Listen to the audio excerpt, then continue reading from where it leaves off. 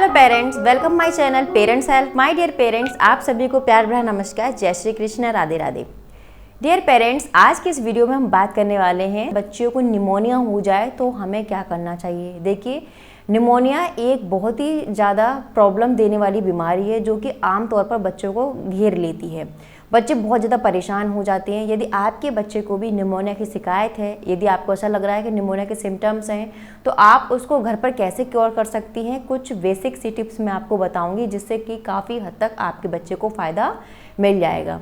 देखिए, होता क्या है कि ये एक फेफड़ों का संक्रमण है, जो लंग्स का इन्फेक्शन है, जिसमें कि फेफड़ों के जो वायु सैक होते हैं, एयर सैक होते हैं, उसमें तरल पदार्थ भर जाता है। जो वायु थैलियाँ होती हैं उसमें तरल पदार्थ भर जाता है, जिसके कारण बच्चे को क्या होता है, परेशानी होती है। वो सांस नहीं ले पाता, बोलने में, खांसने में, छींकने में या सांस लेने में बहुत ज़्यादा प्रॉब्लम होती है, दर्द होता है।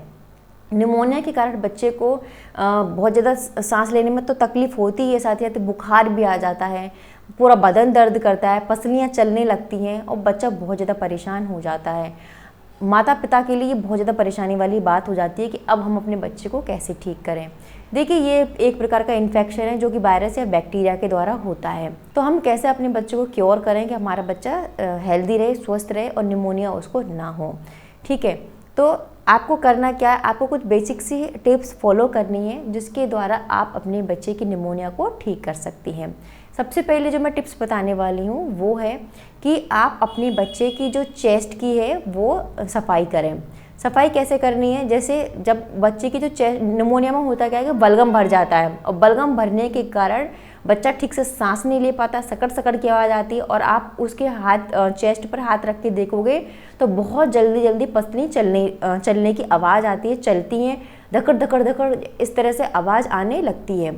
तो ऐसे में थोड़ी सी आपको मसाज करने की ज़रूरत है। यदि आपके घर में तेल है, कैस्टर ऑयल है, तो कैस्टर ऑयल से आप अपने बच्चे के चेस्ट की मसाज कर सकते हैं। मसाज से क्या होता है कि जो बलगम है वो बलगम निकल जाता है और थोड़ी सी चेस्ट की गर्माहट बनी रहती है। तो गर्माहट के कारण बच्चों को रिलैक्स मिलता है और निमोनिया ठीक होने में भी काफ़ी हेल्प मिलती है। तो आपके पास कैस्टर ऑयल मिल जाता है या फिर ऑलिव ऑयल है या फिर सरसों का तेल है, इनको आप गर्म कर कर अपने बच्चे की चेस्ट की मसाज कर सकते हैं। मसाज से जो बलगम निकलेगा उससे बच्चे को काफ़ी ज़्यादा आराम मिलेगा। दूसरी टिप्स है कि अगर आपके पास पान के पत्ते हैं, आपको पान के पत्ते मिल जाते हैं, तो आप पान के पत्ते लीजिए और उनको देसी घी में तवे पर गरम कर कर, हल्का सा देसी घी लगाइए पत्तों पर और उनको तवे पर गरम करके, इतना गरम होना चाहिए कि आपकी स्किन बर्दाश्त कर सके। बहुत ज़्यादा गरम नहीं लेना है, इतना गरम हो कि आपकी स्किन उसको बर्दाश्त कर पाए और वो आप अपने बच्चे के चेस्ट पर लगा सकती हैं।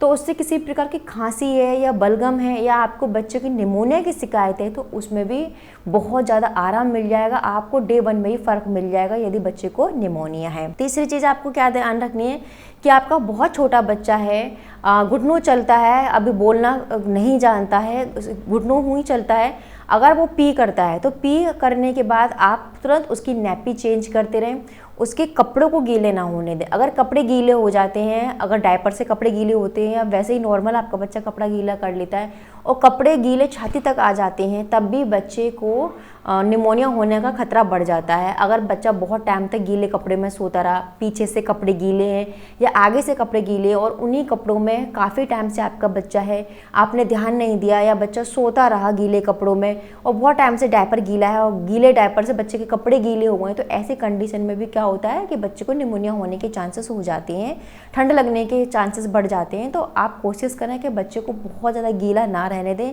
अगर बच्चा सूसू कर लेता है, सूसू करके कपड़े गीले कर लेता है, तो तुरंत इमिडिएटली उसके कपड़े चेंज कर दें। तो इस बात का आपको ध्यान रखना है। इसके साथ नेक्स्ट रेमेडी है कि हल्दी वाला दूध आप अपने बच्चे को दे सकती हैं। छोटा बेबी हो चाहे बड़ा बेबी हो, हल्दी वाला दूध आप दोनों ही बच्चों को दे सकते हैं।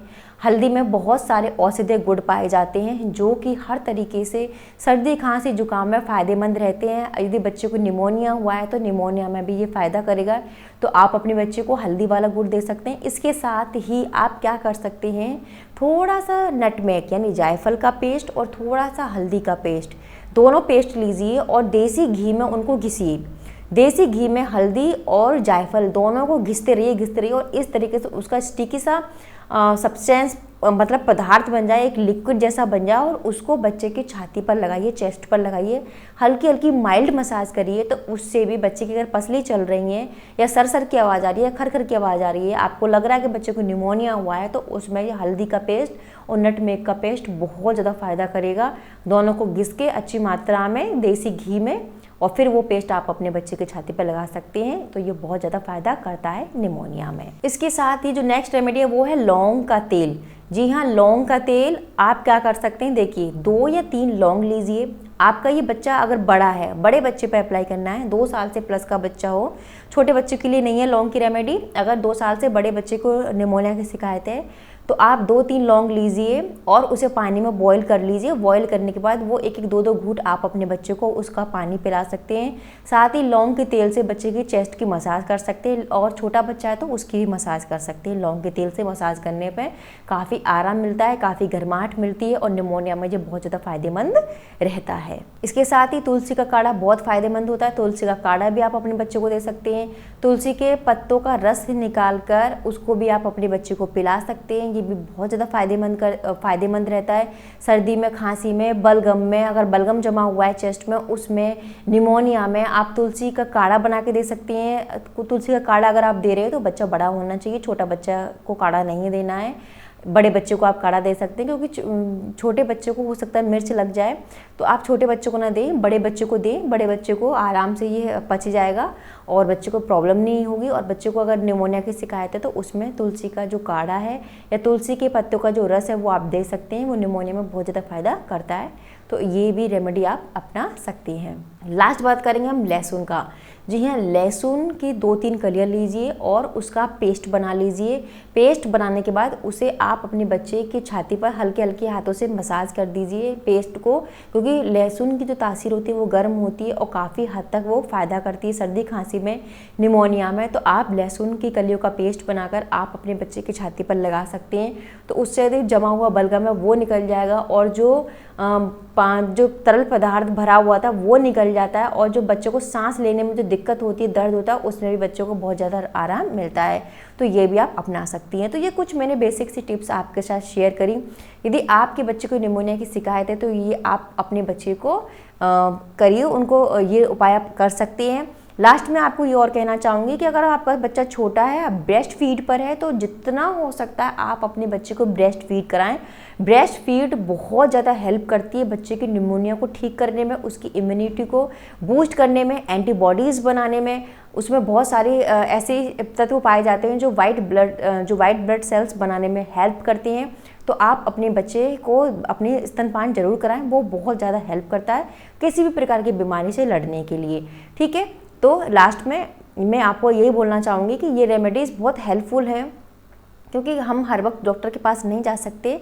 तो आप ये घरेलू नुस्खे अपनाकर अपने बच्चे के निमोनिया को ठीक कर सकते हैं। अगर बहुत ज़्यादा सीवियर नहीं है, अगर सीवियर प्रॉब्लम है तब तो आपको डॉक्टर के पास जाना ही पड़ेगा, लेकिन आपको अर्ली सिम्टम्स हैं कि शुरुआत ही है, तो ऐसे में अगर आप इन रेमेडीज़ को अपनाते हैं तो काफ़ी हद तक आपको आराम मिल जाएगा और आपके बच्चे को भी चैन की नींद मिलेगी।